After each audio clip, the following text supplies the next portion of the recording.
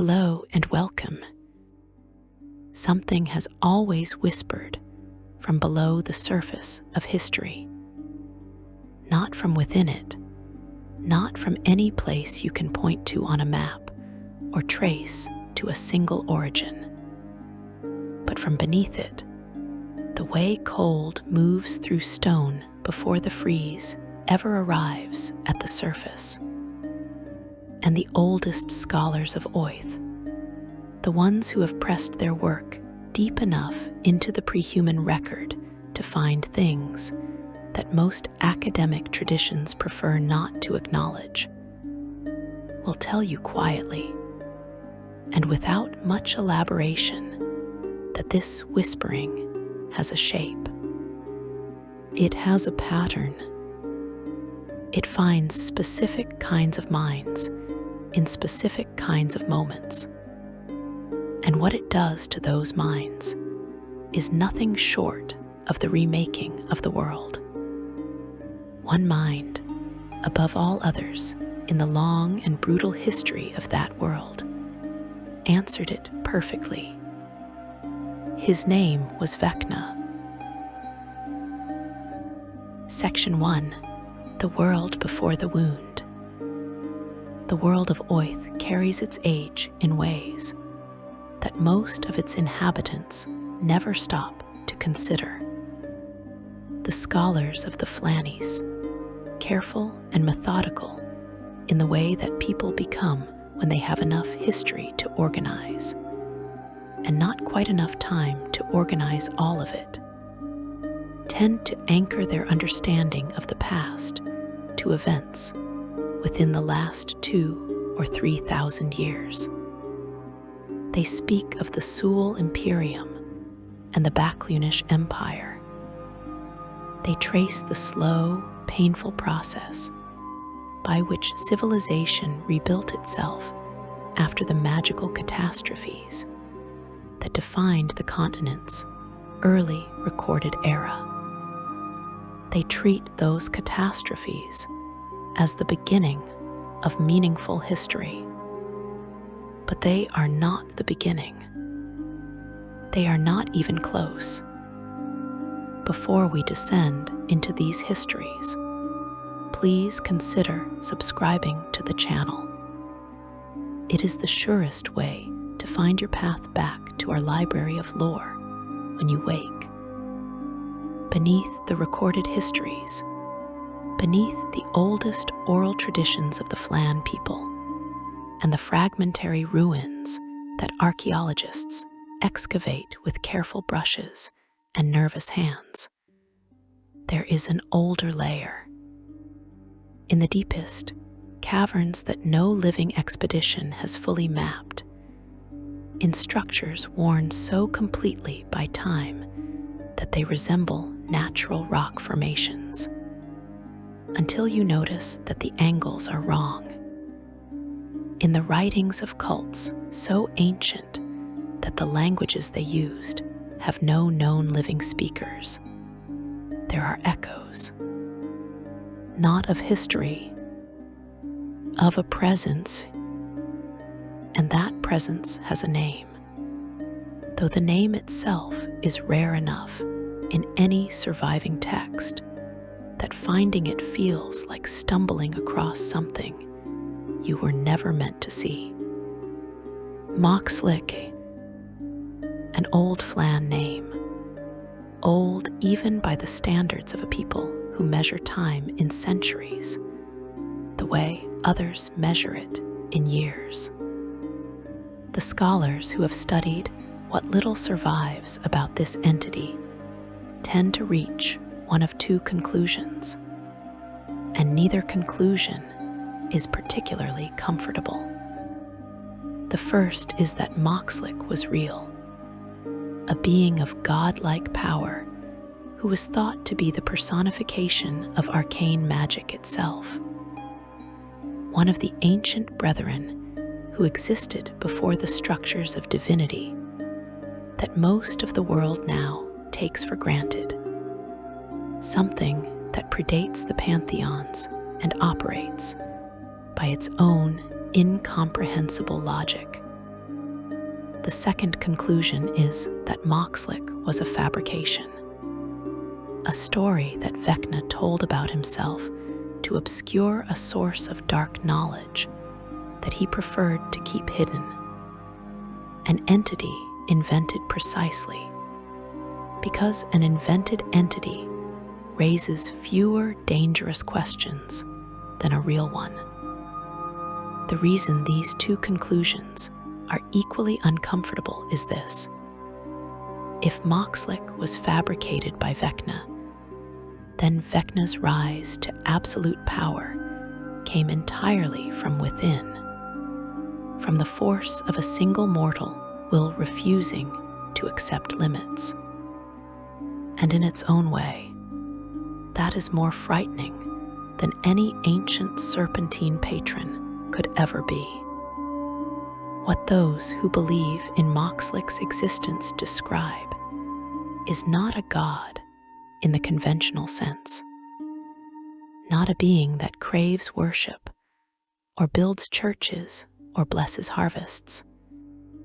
What they describe is something older and stranger, a current of intelligence and purpose that moves through the world the way magic itself moves, invisible until it touches something capable of receiving it, and then, suddenly, unmistakably present.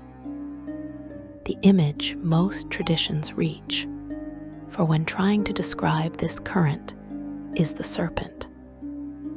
Patient, deliberate, moving only when the conditions are right, striking only when the outcome is certain, and carrying within it a specific appetite not for destruction or domination in the crude political sense, but for knowledge, for the secrets that live on the far side of every limit that ordinary mortal existence places between a thinking mind and the truth. This current or entity or presence, whatever its precise nature, had a long relationship with Oith's pre-human history. In the deep archaeological record, the same serpentine imagery appears again and again in traditions that had no contact with each other, carved into foundations of structures so old the stone itself seems tired, painted beneath other images in preserved chambers that were sealed and forgotten before any of the current civilizations of the Fleath were old enough to have names. It passed through various ancient intelligences across the long millennia before human civilization on Oith developed into anything that left records a scholar could find and read. Each time, based on what survives, it seemed to be testing, measuring, looking for a particular kind of channel. The Sul Imperium represents perhaps the most dramatic example of what happens when human civilization gets close to whatever Mok'slyk embodies without fully embracing it. The Sul were a people of extraordinary arcane capability, building their entire society around magic in a way that no other human civilization before them had attempted. Their archmages held genuine power over the empire's structure. Their experiments pushed into territory that even their own official histories later classified as failures and ordered destroyed, which, as anyone who has studied the history of dangerous knowledge understands, simply means the records were buried while the knowledge survived in other forms. In the shadow of all that official brilliance, cults flourished that read like dark mirrors of the whole civilization's ambition. They believed that the most profound truths lived on the far side of the barriers, that ordinary moral life erected against them. They believed that the willingness to cross those barriers was not corruption, but rather a form of intellectual courage taken to its furthest possible expression. This kind of thinking, cold and patient and convinced of its own internal logic, is worth noting because it aligns in ways that scholars of both the Sul and of Vecna have found difficult to dismiss as coincidental. Whether a direct thread of Sul forbidden knowledge ever reached the Flan city of Fleath is not something any surviving record confirms outright. The Sul and the Flan were separate peoples, and Fleath was not a Sul settlement, but the reign of colorless fire, the magical holocaust that ended the Sul Imperium and transformed their homeland into the lifeless expanse now called the Sea of Dust. Scattered survivors and fragments of knowledge in every direction across the Flannies. Based on the reach of that diaspora and the established movement of arcane traditions during the post-Sul centuries, the possibility that certain dark ideas drifted outward into unexpected places and unexpected bloodlines is something historians of the period find difficult to rule out entirely. It is worth holding lightly rather than asserting too firmly. But it is worth holding. What can be stated with more confidence is what Fleath was. A Flan city, small, agricultural, defined by the kind of anonymous persistence that small settlements develop when survival requires keeping heads down and voices low. A theocracy, strict in its definition of acceptable knowledge, and swift in its response to anything that fell outside those definitions. And beneath the surface of that strictness, in the lowest social tier of the city's rigid hierarchy, in a caste so thoroughly marginalized that its members were kept alive primarily to perform the tasks that the rest of the population considered too unclean to touch, something was preserved. The old ways, the ancient forbidden arcane knowledge of the Flan people, the traditions that the theocracy of Fleath had outlawed, but that certain families had protected by keeping them entirely out of sight, carrying them inward through generations of careful, quiet transmission. That knowledge lived in one family in particular, and in that family, it would not stay quiet much longer. Section 2, Boy Made of Grief and Fire. The caste that Maisel and her young son occupied in Fleath had no real name in the city's official language, at least not one that anyone in that caste was expected to use with pride. They were the untouchables, the lowest tier in a social structure that the theocracy of Fleath maintained with the particular efficiency of a system that has convinced itself its hierarchy reflects divine order rather than human convenience.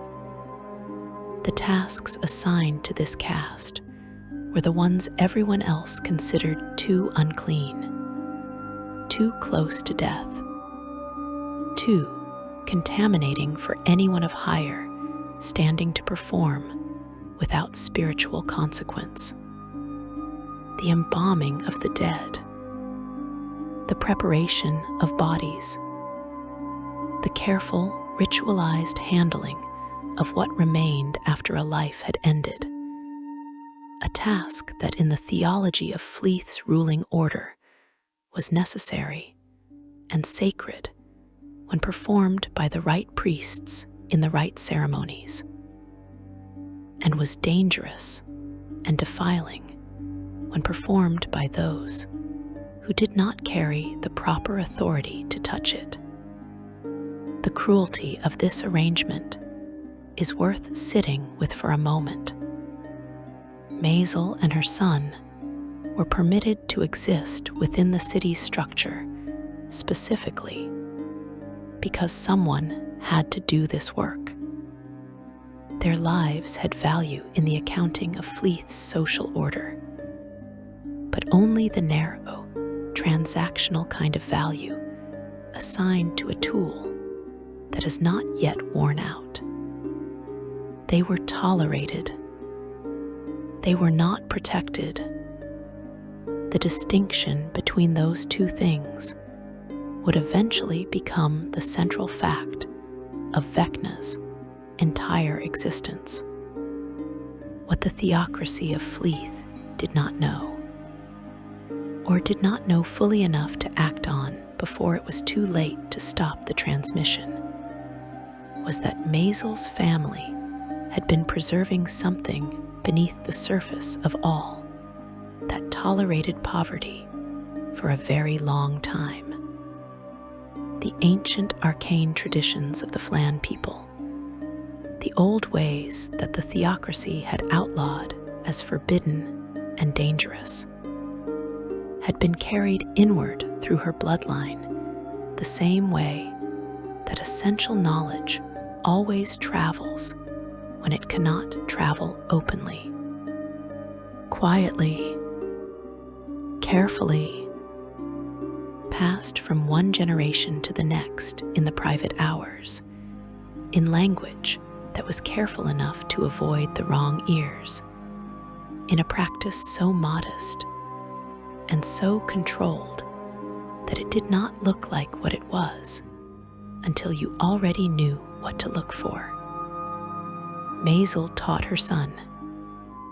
She taught him what she knew of the old arcane traditions, framing it within the context of his daily work, in the cold practicality of preparing the dead, in the understanding of what a body was, and what it held, and what happened to that holding after the breathing stopped.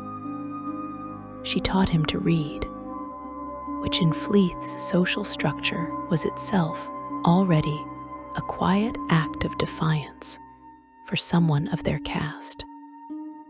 She taught him that the world contained more structure than anyone around them chose to acknowledge. And she taught him this not as abstract philosophy, but as working knowledge, the kind you could reach out and touch. By the time he was old enough to apply what he had been given, he had already moved past what most practitioners twice his age could manage. He was brilliant in the specific way that frightens people, not the kind of brilliant that earns approval by demonstrating impressive mastery within accepted limits, the kind that keeps pushing past the edge of what you have shown it, asking what comes next before the previous lesson has been fully absorbed, pulling at the underlying logic of each thing it is taught until it finds the question beneath the answer and begins working on that instead. Maisel recognized this in him. She taught him carefully, and she taught him with love, but there is every reason to believe she also understood that what she had given him was something she would not be able to control indefinitely. Bright fires burn in directions you do not always choose. The theocracy eventually found her.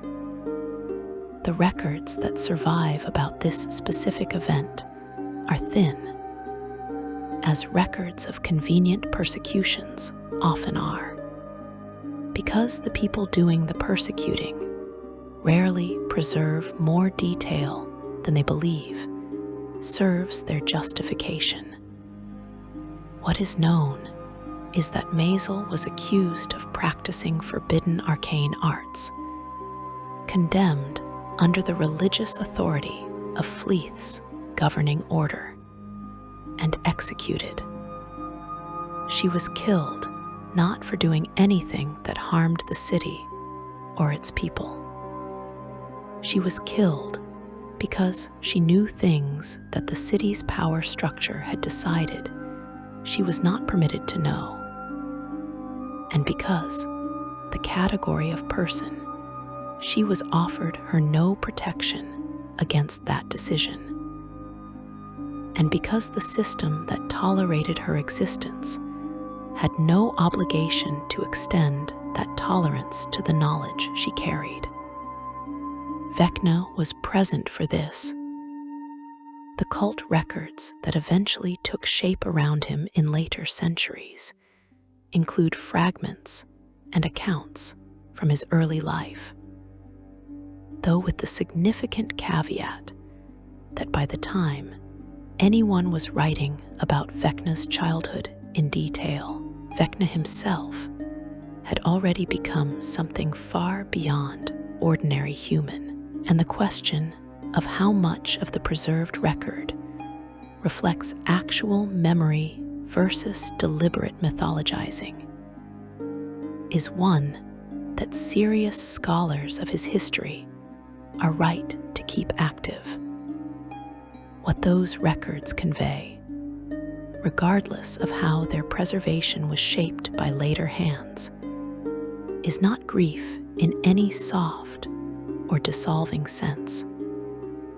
It is something colder and more structural.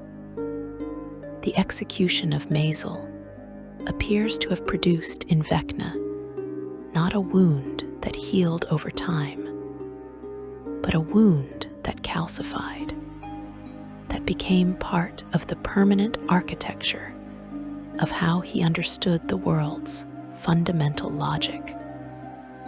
Power exercised by those who had it over those who did not could destroy knowledge, could destroy the people who carried it, could do so without consequence, without justification beyond the naked authority to act, and the world would continue turning as though nothing of significance had happened.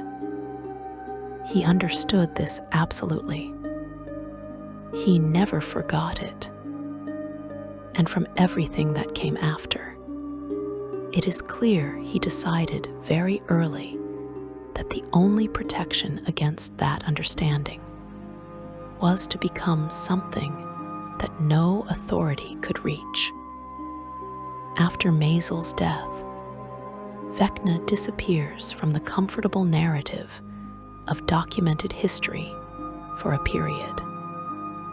This is where the account of his early years becomes more difficult to trace with confidence, and where the story arrives at its most genuinely contested element. The cult traditions, the ones that developed around Vecna during his rise to power, and that are the primary source for much of what we understand about this period of his life, describe a tutelage. They describe a being who found the young Vecna in the aftermath of his mother's death and took on the role of his teacher. This being, according to those traditions, was Mok'slyk, the Serpent, the same ancient presence that we encountered in the deep prehistory of Oath in the previous leg of this story. The nature of this tutelage, and whether it occurred in any literal sense, is something that scholars of Vecna's history approach with careful reservation. And that caution is worth sharing with you now, so that what follows sits in its proper context. The case for Mok'slyk as a real entity and a genuine teacher rests on what Vecna subsequently became. Because the argument goes that no single mortal mind, however extraordinary, could have arrived at what Vecna achieved without guidance from something operating outside ordinary mortal experience.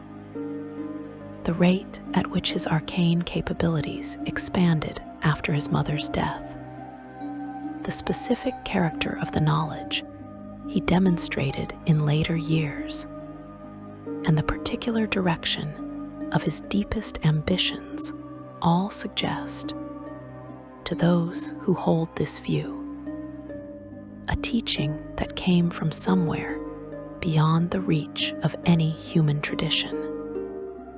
The case against Mok'slyk's literal existence is equally serious, and Vecna himself may have been its most subtle architect. If you are a being who has achieved extraordinary things through the force of your own will and your own mind, and you want to obscure the full extent of what that will and that mind are capable of, perhaps because revealing it completely would expose vulnerabilities you prefer remain hidden, then attributing your capabilities to an ancient supernatural patron is an elegant solution. It raises exactly the questions you want raised about the nature of your power, while answering none of the questions you want unanswered. The possibility that Mok'slyk was a story Vecna told cannot be dismissed, and the fact that it cannot be dismissed is itself, in a certain light, exactly the kind of thing that Vecna would have appreciated. What happened to Vecna between his mother's death and his emergence as a figure of genuine arcane power in the Fleath remains, in its finest details, obscured. Whether that obscurity was produced by time and the fragility of records, or by Vecna's own deliberate management of his story, or by some combination of the two, the result is the same. The record thins, and when it becomes clear again, what it shows has changed so completely that the distance between the boy in Fleath's lowest caste and the figure beginning to move through the world of arcane power is almost incomprehensible. He emerged with knowledge that had no obvious source in the accessible traditions of his era. He emerged with a capacity to work with the forces governing death and undeath that went well beyond anything the established schools of magic had developed. He emerged, above all, with a direction, not ambition in the ordinary sense, not the desire for wealth or territorial power or social status, though all of those things would eventually come to him as incidental byproducts of what he actually wanted. What he wanted was total. It was the complete dismantling of every limit that had been placed around what a sufficiently prepared and sufficiently willing mind could know and become. He wanted to reach the bottom of every question about the nature of existence and find the question beneath it. And he wanted nothing. No institution, no authority, no God, no law of nature or magic or death to be able to stop him. He had watched his mother die for knowing too little of the wrong things. He was going to know everything. Section 3. The Lich King's Empire. The transformation happened in silence, as the most decisive things in Vecna's life always seemed to. No audience, no ceremony visible to anyone outside the work itself. Just a man who had spent years preparing the most difficult and consequential act of his existence, completing that preparation with the same cold focus he brought to everything that mattered, and stepping through the threshold that almost no one who had ever approached it managed to actually cross. When it was done, the Lich stood where the wizard had stood, and the difference between those two states of being was so total that the word transformation barely contains it. He was Urflan. This is a detail that the casual histories often skip, but it carries real weight in understanding what Vecna was before he became what he became. The Urflan were an ancient lineage of humans in the Flannies, predating the great migrations that reshaped the continent's population and culture over centuries.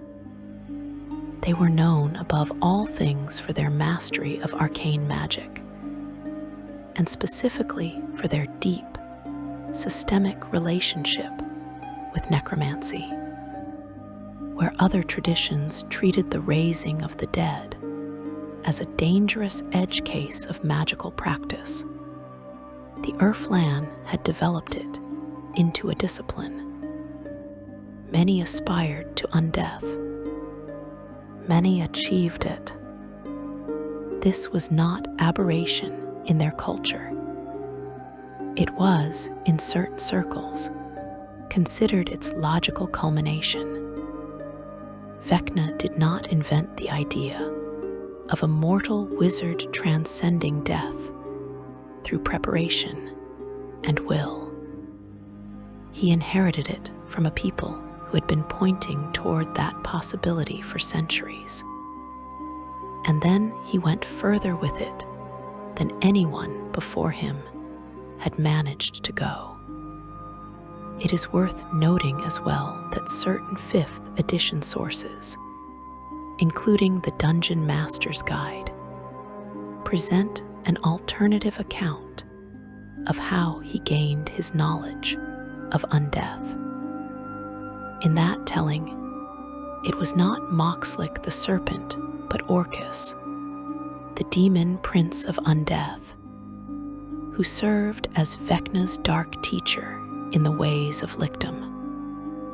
Whether this represents a genuinely separate tradition, a deliberate revision of the older account, or simply the continued uncertainty about the true source of his extraordinary capabilities, the existence of these competing claims is itself something that scholars of Vecna's history find meaningful. A being who obscures the origin of his own power, this effectively, across multiple editions of the historical record, is exercising a particular kind of control over his own story.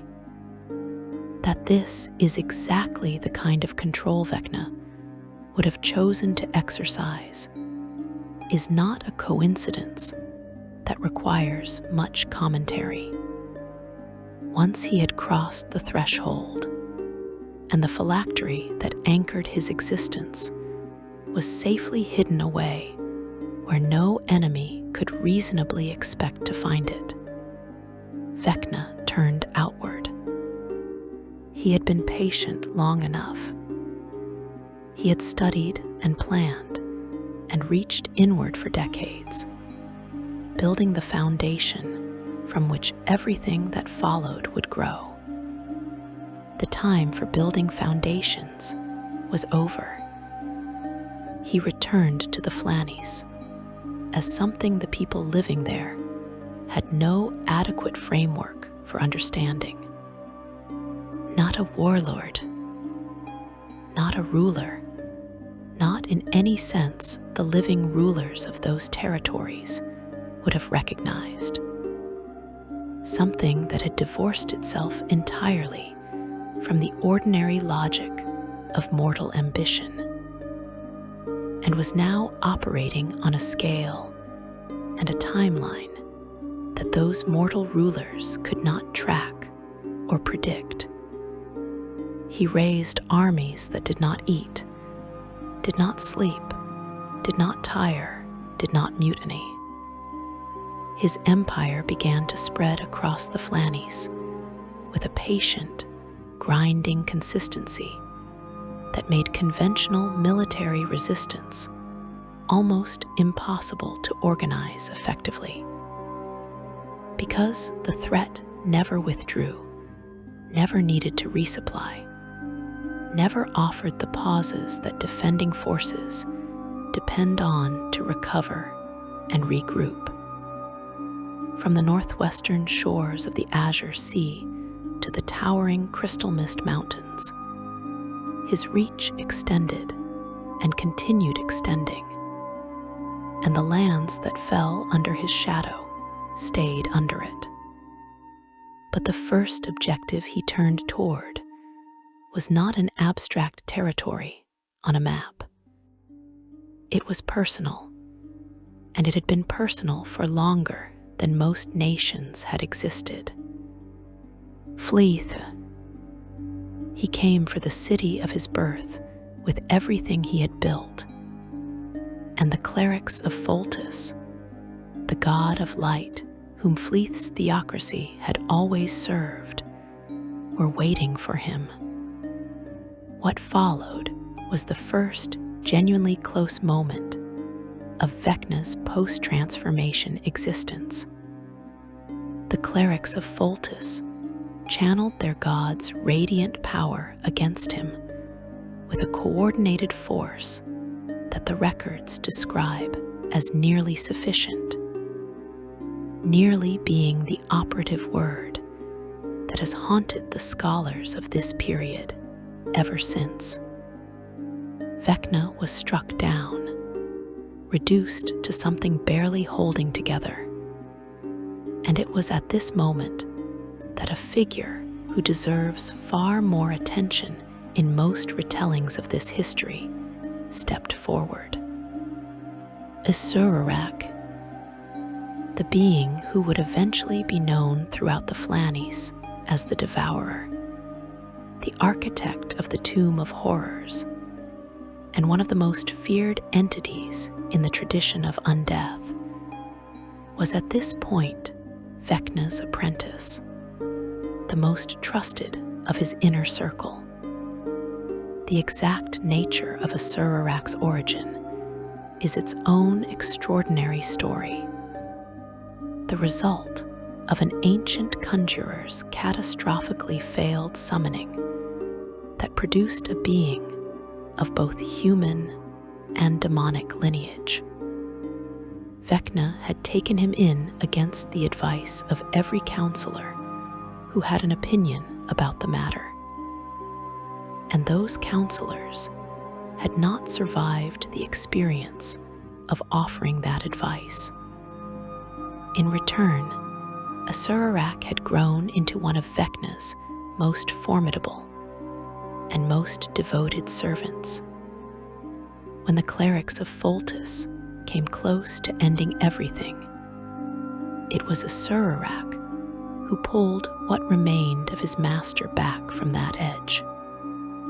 He carried Vecna away from the field, and he kept the ember of that existence alive long enough for it to rebuild.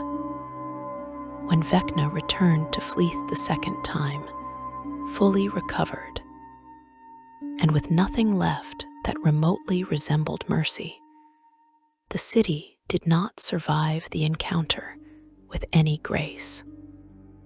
What the ancient module Vecna leaves preserves from this period in language that has never been improved upon is the account of the city's officials coming before him to beg.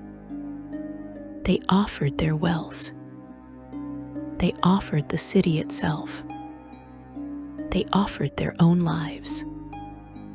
He gave one of them, a man named Artau, along with his entire family, to Cass, who spent the remainder of that day doing things to them in full view of the other officials that the record describes carefully, and that we will leave in the silence it probably deserves. Vecna then slaughtered everyone within the city walls. He had the heads stacked in a specific arrangement before the surviving officials. He then granted his mercy. He gave those officials leave to depart and promised them his personal protection for the rest of their lives. He was precise about the promise. He simply did not specify what kind of lives those would be after what they had witnessed. This is the character of Vecna in full operation. Not simple cruelty, not the blind, destructive rage that cruder villains demonstrate. Something far more unsettling. A precision in the application of horror that communicates complete control and complete indifference to any response that horror might produce. He had waited over 1,000 years to return to Fleath. He was satisfied. Cass had been at his side through all of it. A human warrior of genuinely exceptional capability. The kind that appears perhaps once in several generations and is so far above the ordinary range of martial skill that other practitioners of the craft tend to step back and simply watch when they encounter it. What the records preserve of how Cass came to serve Vecna emphasizes the quality of his fighting, specifically the quality of his mind during combat. A situational intelligence that operated faster than conscious thought and produced results that observers consistently described in terms that bordered on impossible. Vecna recognized this. He elevated Cass above everyone else in the structure of his empire with a speed and decisiveness that expressed, more clearly than any formal declaration of trust, exactly how much he valued what Cass represented. As Vecna's attention turned increasingly inward, toward the research and preparation that his deepest ambitions required, Cass became the Empire's operating reality. He pronounced Vecna's judgments. He presided over the council in Vecna's name. He heard the reports from the armies, managed the logistics of rule, and carried the weight of daily governance with an effectiveness that kept the vast machinery of the Empire moving smoothly even as its master withdrew to deeper and more private work. The sword of Cass, which Vecna forged for him as an expression of both genuine regard and practical purpose, made him unkillable in the field. The blade was sharp beyond the natural limit of any metal. It carried enchantments that extended Cass's already extraordinary capabilities into something that no mortal opponent had any reasonable answer to. And it was, in ways that even its creator may not have fully mapped when he was building it, alive. The sword's intelligence was genuine. Its sentience was real. And its agenda, quiet and patient and working, always beneath the threshold of Cass's awareness, was the specific kind of patient work that only an intelligent artifact with no need for haste and no competing concerns can accomplish effectively. It amplified existing doubts rather than introducing new ones. It found the natural fault lines in a relationship between a man who had spent decades at the center of genuine power and a master who had been withdrawing further and further into private preoccupations. And it worked those fault lines with the kind of care that produces results no single conversation or dramatic moment could explain.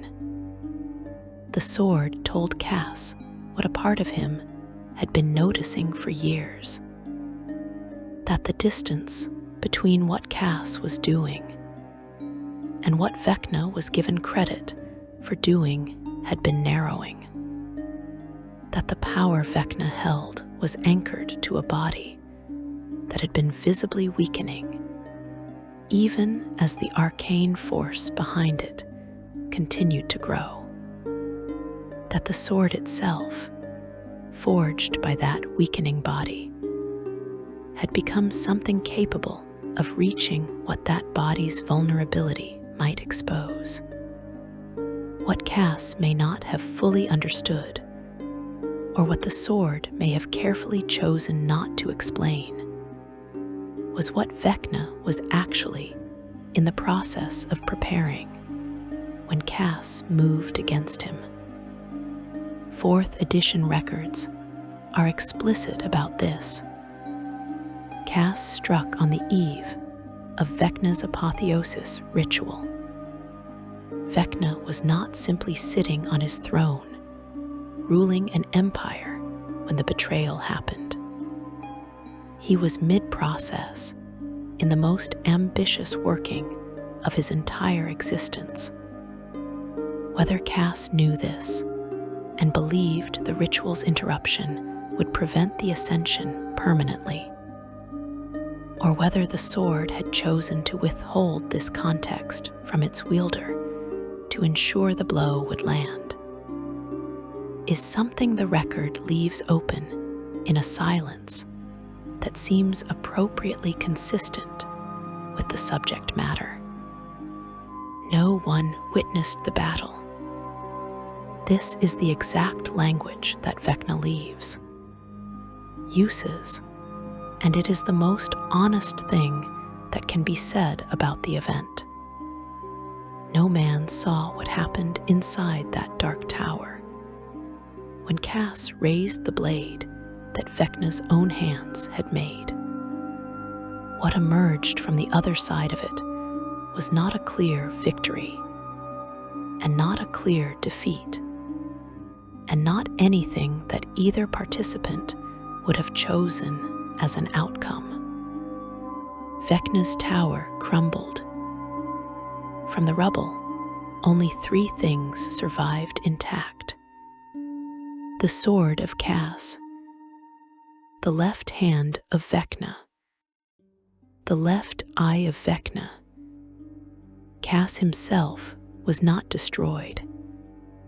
He was flung across the multiverse, cast into the Quay's elemental plane of ash, into the proximity of the negative energy plane's influence, where he would remain for centuries in a transformation of his own that the place itself performed on him without asking his permission.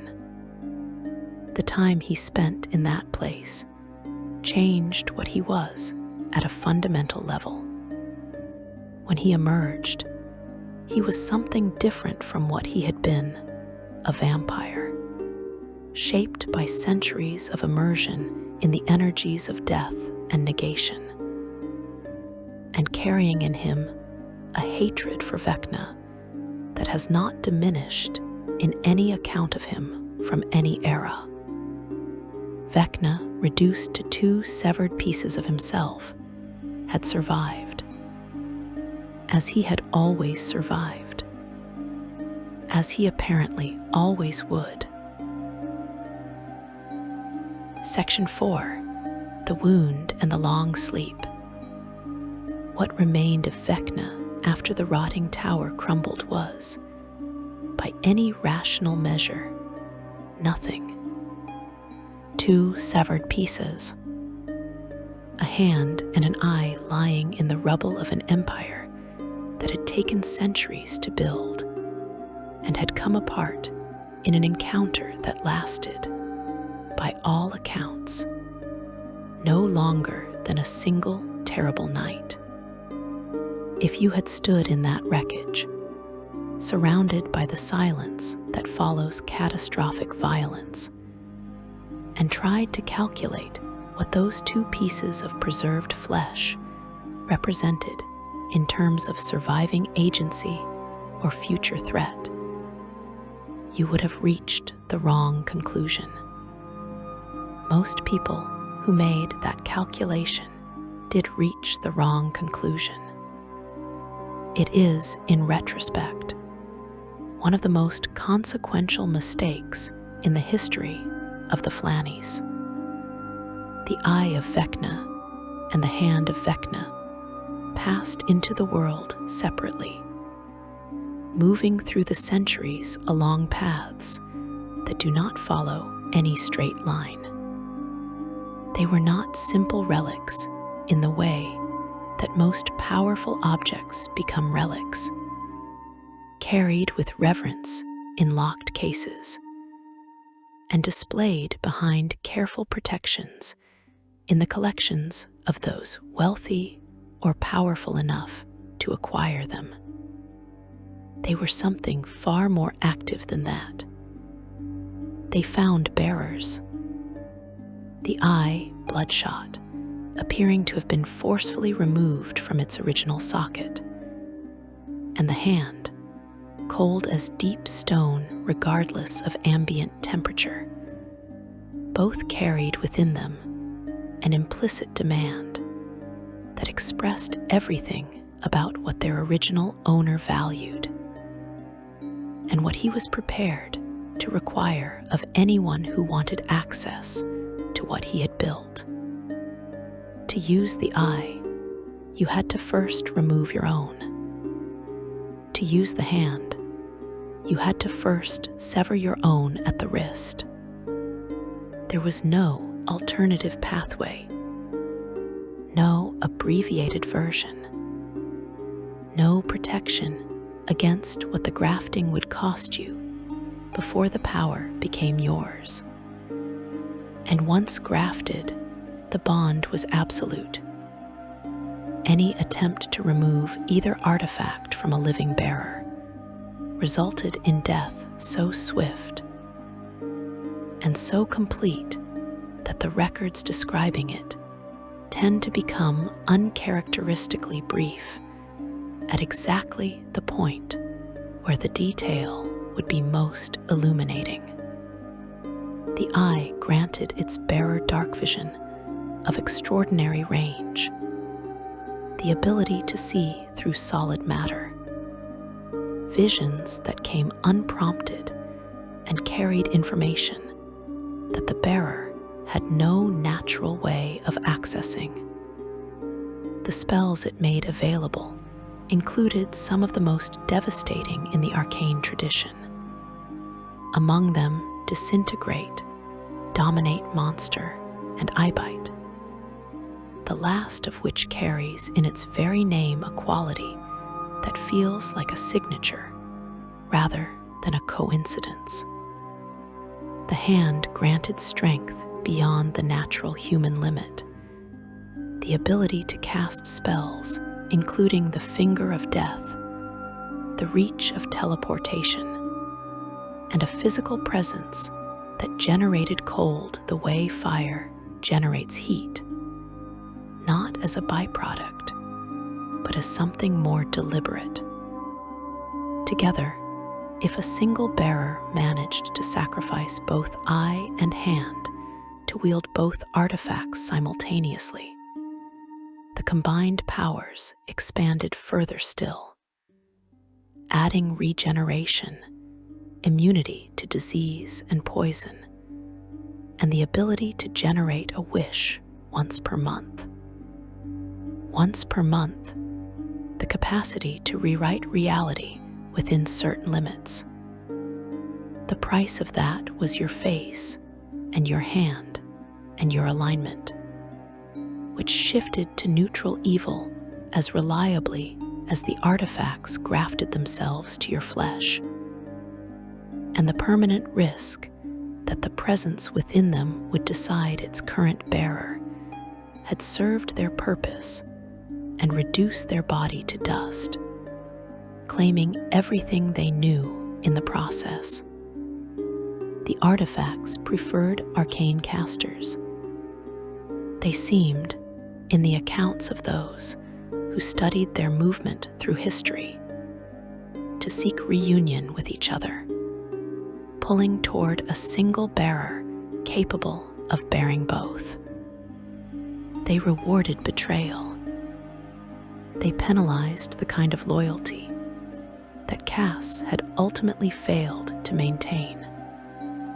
Based on what the cult records preserve about this period, it seems reasonable to infer that Vecna's awareness was never fully absent from the world during these centuries, that he perceived through the borrowed senses of the eye's successive bearers, and felt through the borrowed nerves of the hands, maintaining a thin thread of active presence in the world, even in the extreme reduction that Cass had forced upon him. The cult held everything else together. The cult of Vecna in these centuries of dormancy is one of the more remarkable institutional achievements in the long and complicated history of arcane religious organizations in the Flannies. Remarkable precisely because it had no living God to point to, no visible demonstration of divine power to sustain its membership with the immediate confirmation that most religious movements depend on.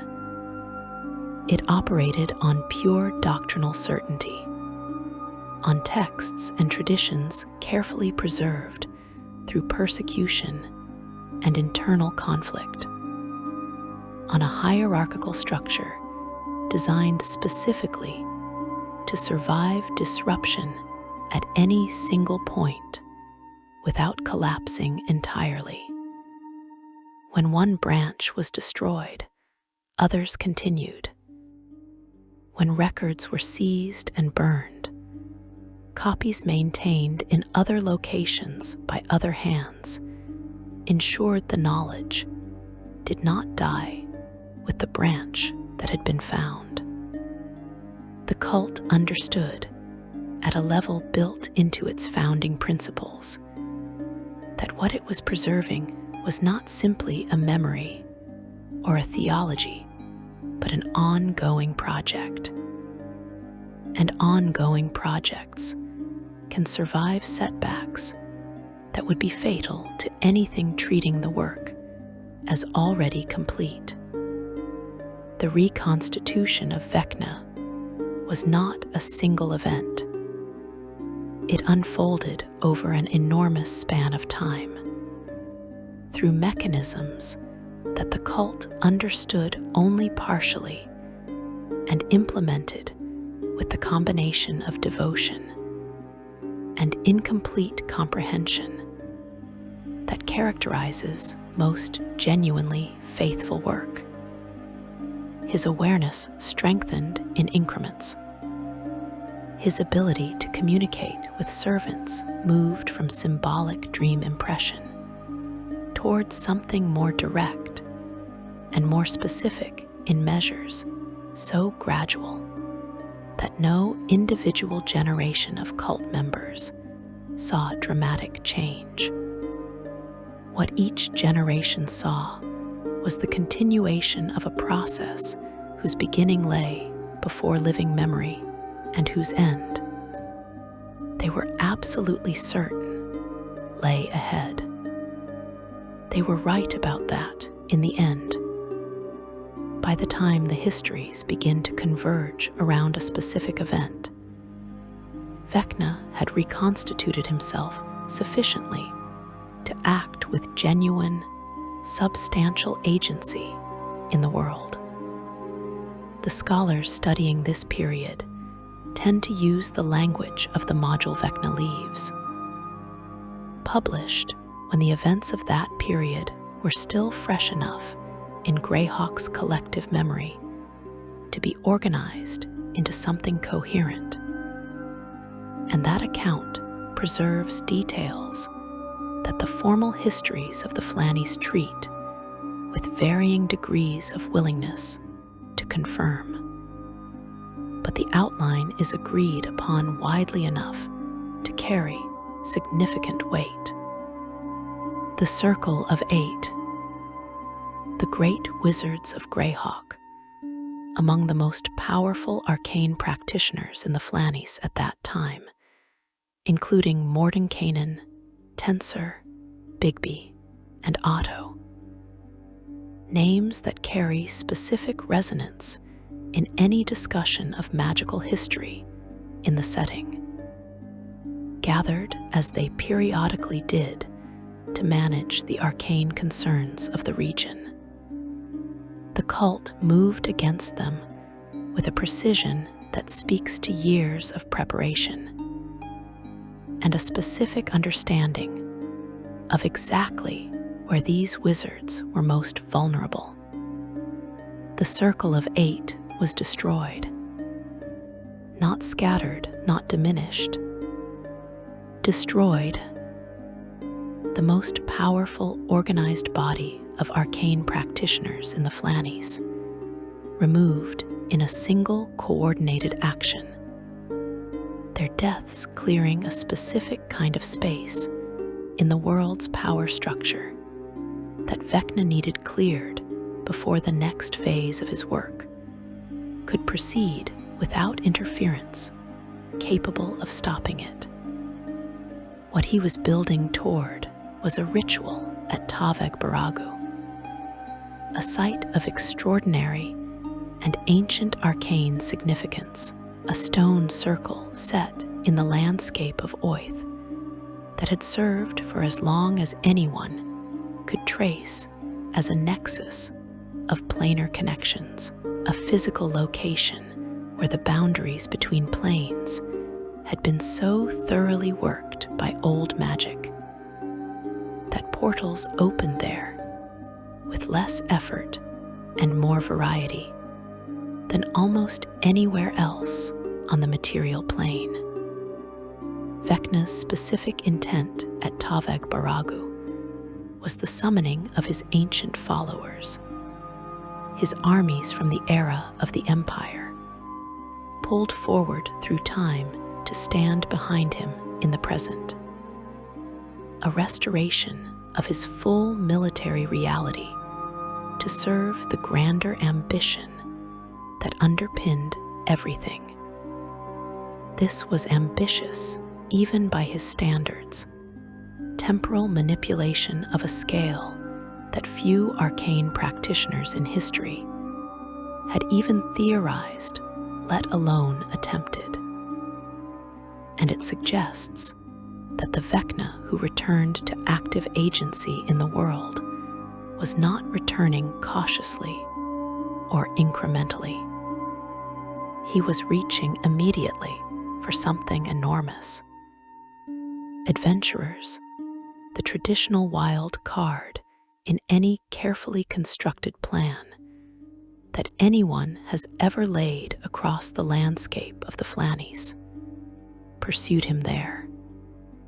What followed at Taveg Baragu involved Eos, the demigod of deceit, evil, and pain, a being of genuine divine power who had his own reasons to want Vecna contained, and who arrived at the site with the specific intention of managing a threat that fell within the scope of his concerns.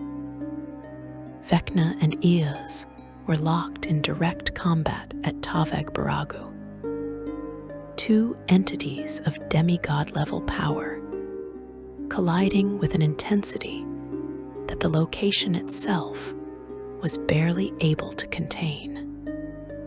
The adventurers, working with the options available to them at the time, managed what might charitably be called a tactical outcome rather than a decisive victory.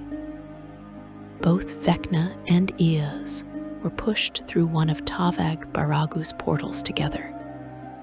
The particulars of which portal and what lay on the other side having consequences neither of them had chosen.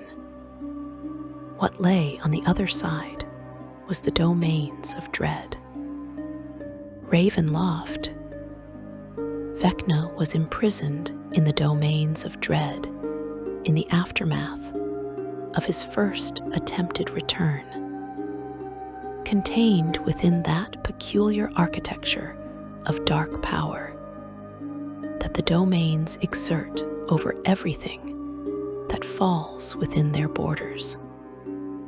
The domains of dread do not simply trap. They reshape. They impose a specific kind of dark logic on whatever they contain. And what they imposed on Vecna was something that even his patience and his capacity for endurance had to reckon with. He could not teleport. He could not use portals in any conventional way. The restrictions built into the domain's structure prevented the kind of direct planar movement that his next step would require. He had been stopped, contained, and placed in a prison that was designed at a metaphysical level to hold exactly the kind of entity that he was. He began looking for a loophole. This is where the account that die Vecna die preserves becomes particularly worth attention. Vecna analyzing the domain's restrictions with the same methodical intelligence he had applied to every obstacle his existence had ever produced, identified a gap. The domains prevented him from teleporting as himself. If he could project his consciousness into another body, possessing a vessel through a ritual sufficiently different in its mechanics from ordinary teleportation, he could, technically, move. The domain's restrictions applied to Vecna. They were less clear about applying to a body that Vecna happened to be occupying. The distinction was precise and narrow, and required an extraordinary amount of preparation to exploit. But it was there, and a narrow gap in a wall is enough for anything patient and motivated and absolutely certain of its purpose. His cult, which had never stopped working even while he was imprisoned, opened the portals at Taveg Baragu again. Eos, who had spent the interval between Vecna leaves. And this moment, recovering from the collision at Taveg Baragu and monitoring the cult's movements with the specific anxiety of an entity who had been on the losing side of a direct confrontation and had no desire to repeat that experience, discovered the cult's activity. He moved against their temple and, in the process of doing so, acquired the Eye of Vecna. He entered Cavicius, Vecna's old stronghold on the Quays elemental plane of ash, through one of the portals, carrying the eye with him into a place that was saturated with Vecna's residual power. The adventurers who followed carried the hand of Vecna. All the significant fragments of Vecna's former physical existence were now converging on the same location. And in that convergence, in the throne room of Cavicius, the confrontation happened. Vecna defeated Eos completely and conclusively, in a way that the earlier contest at Taveg Baragu had not permitted. And he did not simply defeat him. He absorbed him. The divine power that Eos carried, the genuine divine essence of a demigod, was drawn into Vecna and became part of him. A transfusion of divine substance that pushed what he was toward a threshold that his own accumulated power alone, enormous as it was, had not quite reached. He was no longer trying to survive his imprisonment in Ravenloft. He was no longer a demigod reaching carefully towards something higher. He teleported everyone out of the domains of dread and into Sigil, carrying them all with him, the adventurers included, moving with the force and the certainty of something that has finally gathered enough energy to break the container it has been held in. The Serpent's current moved through him, fully and without restraint, for the first time since the rotting tower had come apart in the dark. Section 5. The Serpent Fulfilled. Sigil did not simply accept Vecna's arrival. It shuddered with it. The city of doors, that infinite, improbable crossroads sitting at the metaphysical center of everything.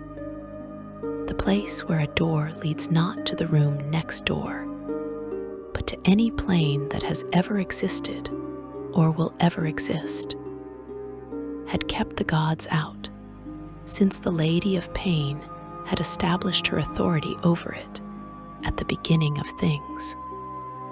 No one alive could fully remember. No divine being had ever successfully entered Sigil uninvited.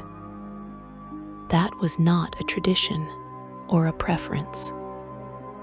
It was considered a structural fact of the Multiverse's organization, as reliable as the law of gravity and about as negotiable.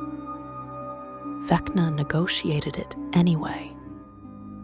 The mechanism by which he entered Sigil reveals something about the relationship between him and the Serpent that everything in this story has been building toward.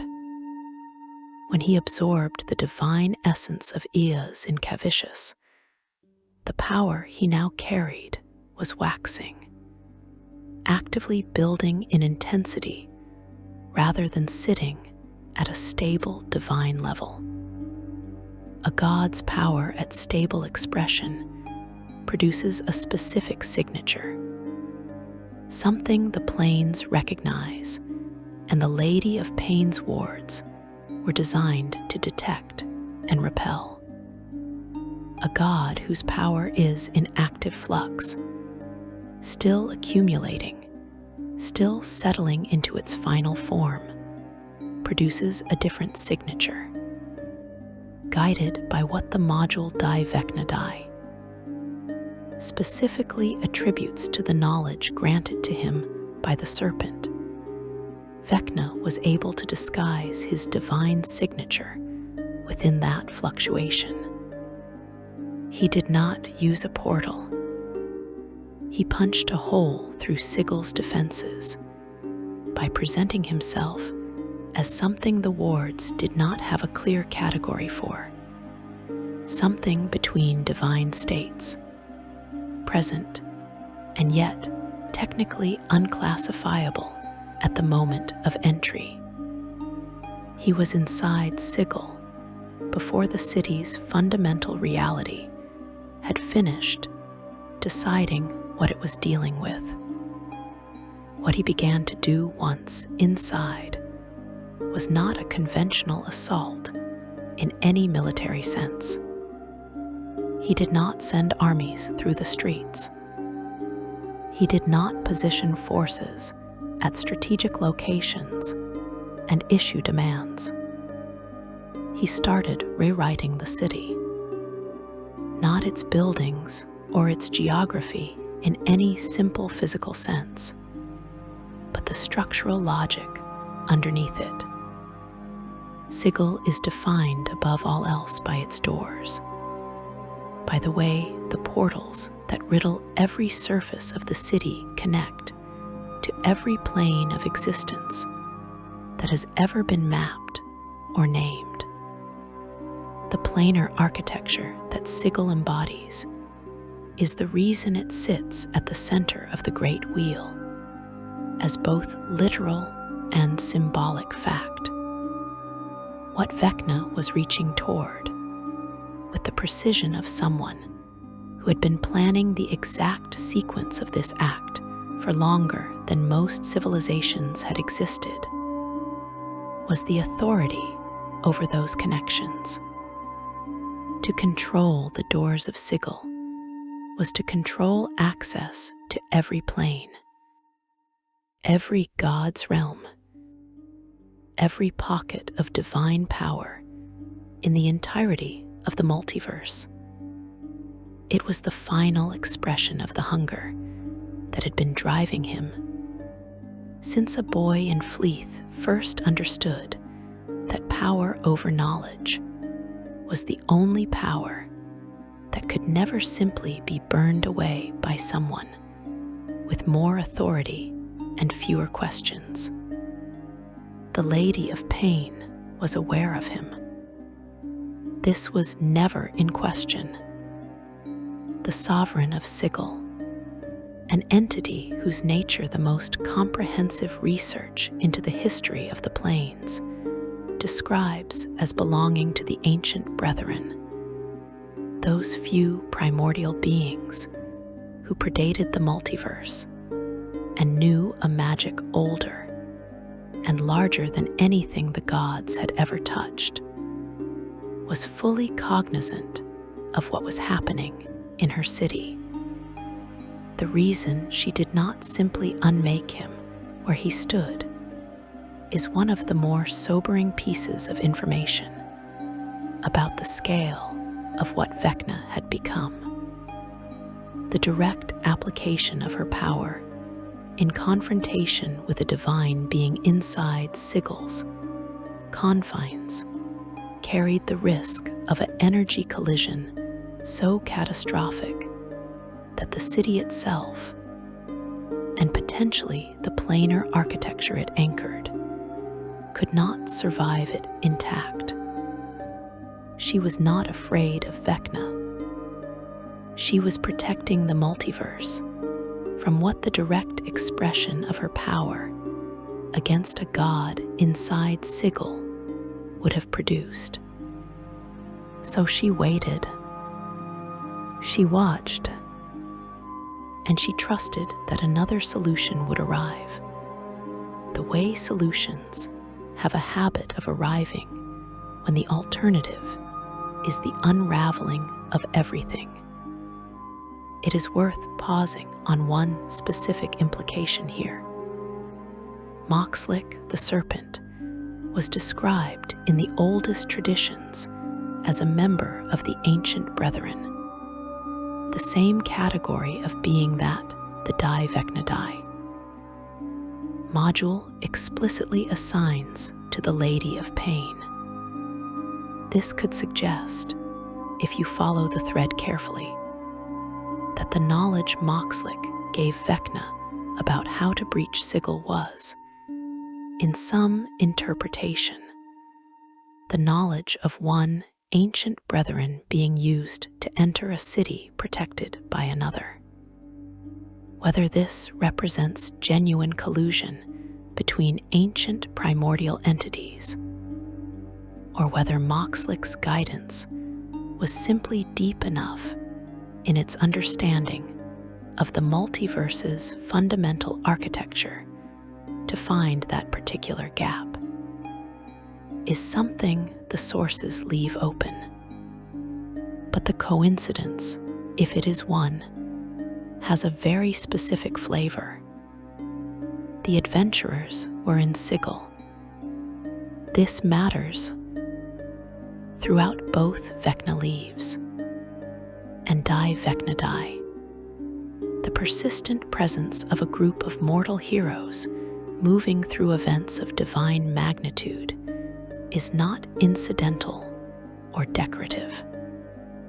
In the theology of Oith's cosmology, and in the practical record of how many of the world's most consequential turning points have actually been resolved, mortal agency at the critical moment carries a weight that is disproportionate to its apparent scale.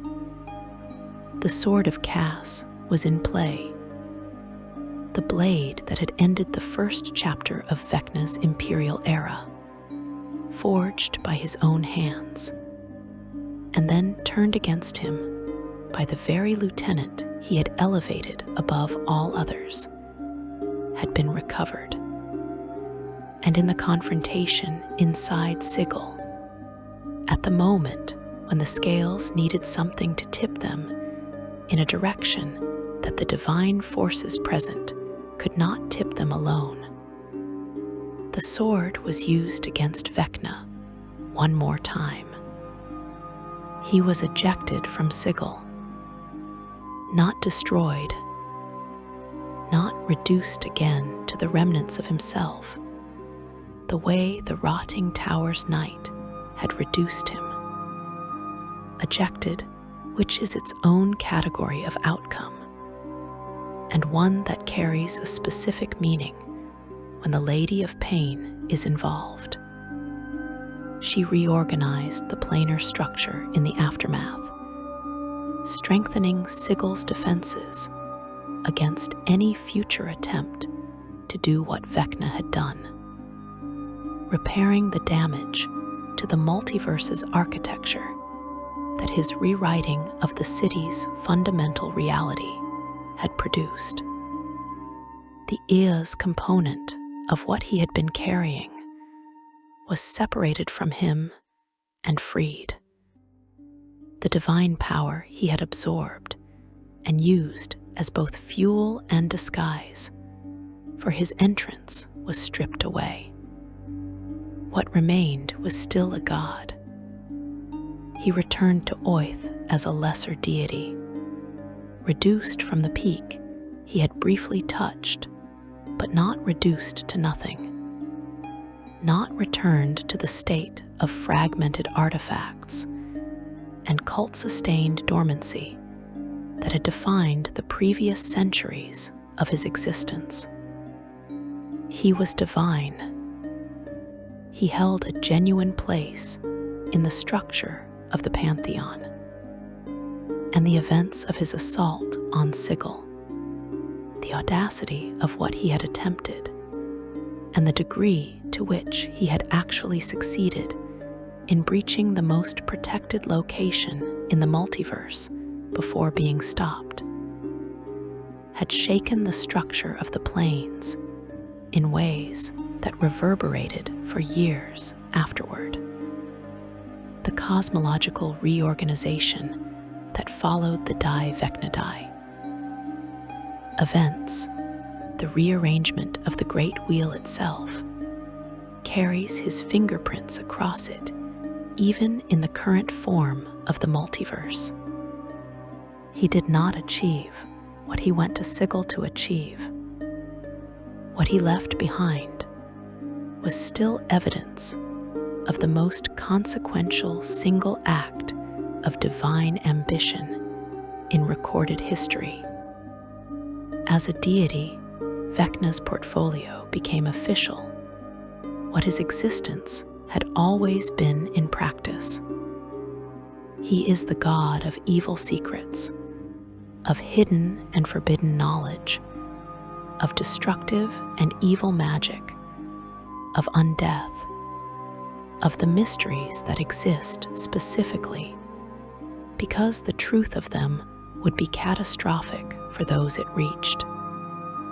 His holy symbol, the eye in the palm of a left hand, carries within it the whole shape of his story in compressed form. The left hand, severed by betrayal and preserved across centuries of dormancy. The eye, displaced from the body that originally held it, and turned outward through borrowed sockets across the long centuries of his reduction. Together, they form an image of watching and reaching that says everything about what his divinity is made of, without requiring a single word of explanation.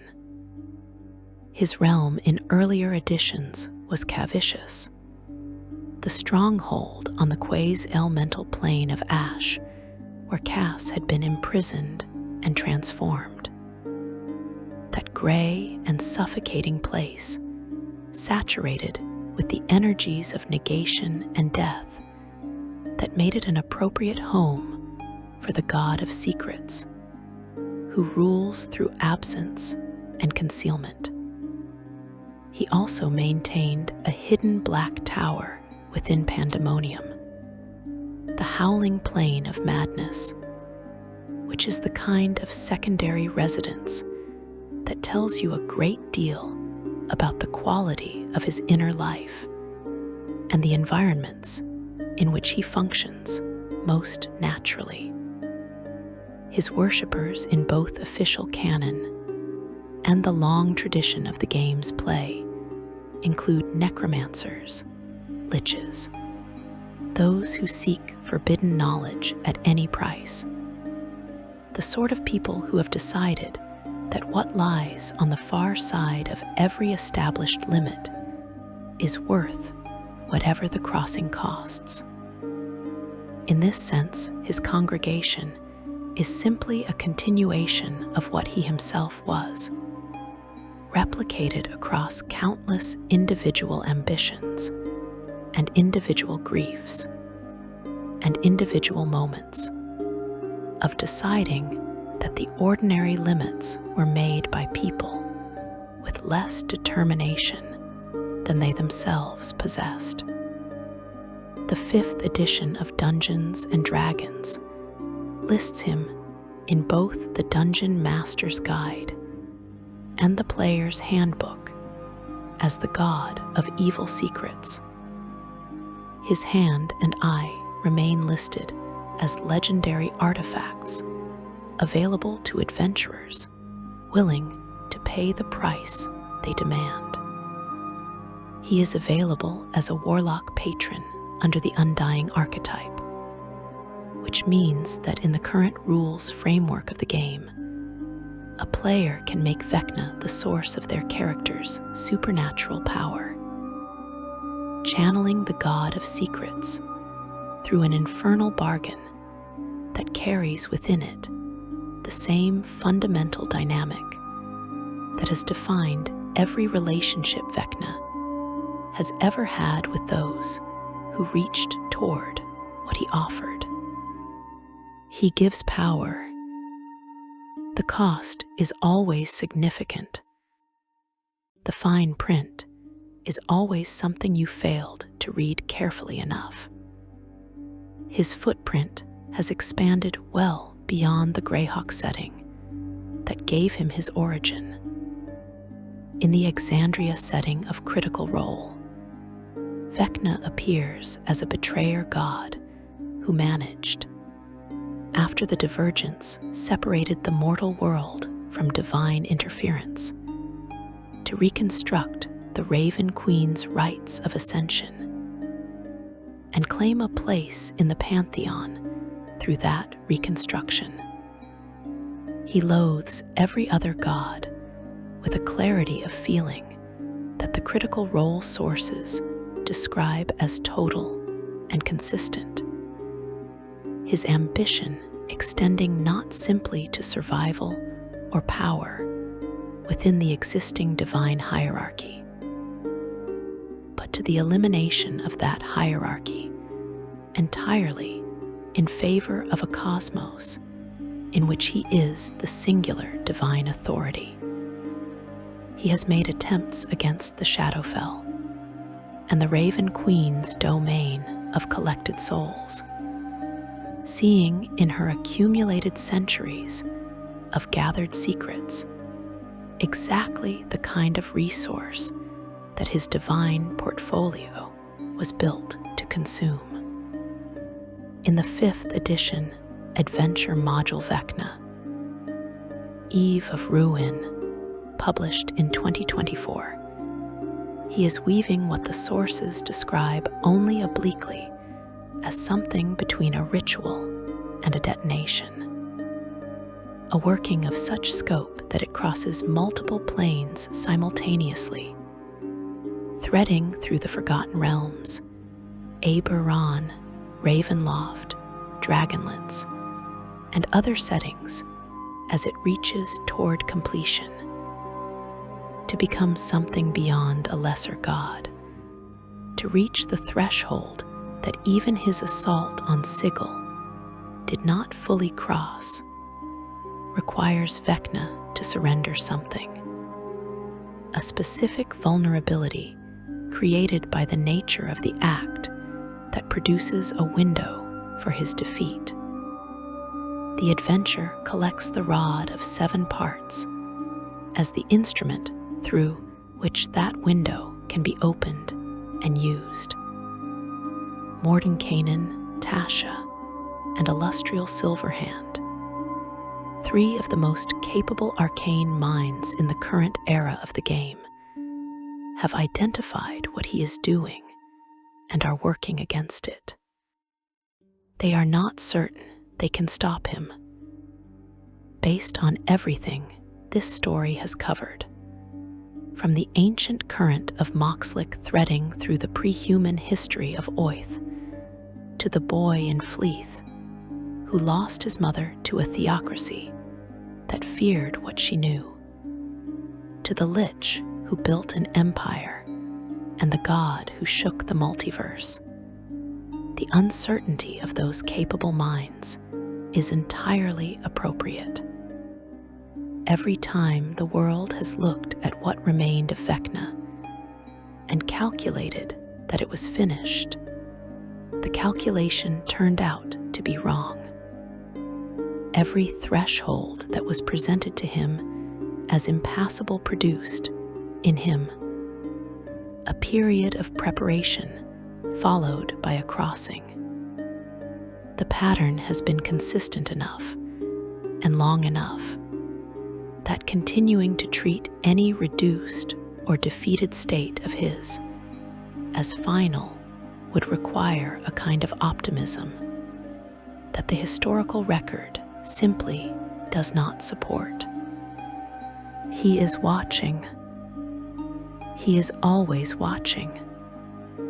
Through the eye that bears his name. Through the cult members who live ordinary lives in ordinary places, while conducting work that the world around them cannot see. Through the secrets that people keep from each other in the dark. through every forbidden question, a brilliant and furious mind asks at the edge of what it has been permitted to know. His influence is not marked with a grand, visible signature.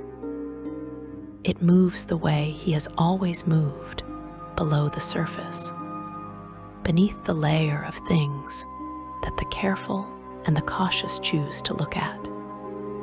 Patient in the way that only something truly ancient and truly certain of its own direction can be patient. The boy from Fleath became the Lich, who became the god, who may yet become something for which the current language of divine hierarchy has no adequate category. The Serpent chose well. It has always known it. Thank you for joining me. The next secret is already waiting, and the Whispered One, as always, already knows what it is.